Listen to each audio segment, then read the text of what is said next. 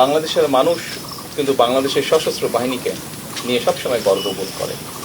বাংলাদেশের সশস্ত্র বাহিনীকে বাংলাদেশের মানুষ স্বাধীনতা এবং সার্বভৌমত্বের প্রতীক হিসাবে বিবেচনা করে। বর্তমানে পৃথিবীতে আজকে থেকে 20 বছর, 25 বছর বা 30 বছর আগে যুদ্ধের ধরন যেমন ছিল, এখন যুদ্ধের ধরন পাল্টে গিয়েছে।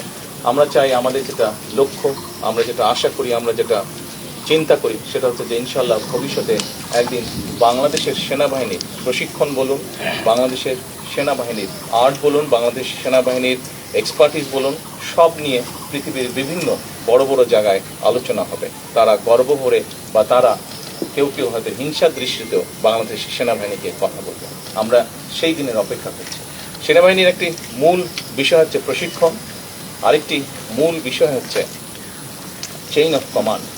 এইটি আমাদেরকে, কারণ ডিসিপ্লিন রক্ষা করতে হলে অবশ্যই চেইন অফ কমান্ড আমাদেরকে মানতে হবে। এই দুটোইকে যদি আমরা এক করতে পারি, তাহলেই একই সাথে টেকনোলজির যদি ইনপুট আমরা দিতে পারি, তাহলেই আমরা একটি শক্তিশালী সেনাবাহিনী গড়ে তুলতে সক্ষম হব ইনশাআল্লাহ। সশস্ত্র বাহিনীকে আমরা ধীরে ধীরে পর্যায়ক্রমিকভাবে আমরা একটি শক্তিশালী বাহিনী হিসেবে করতে চাই।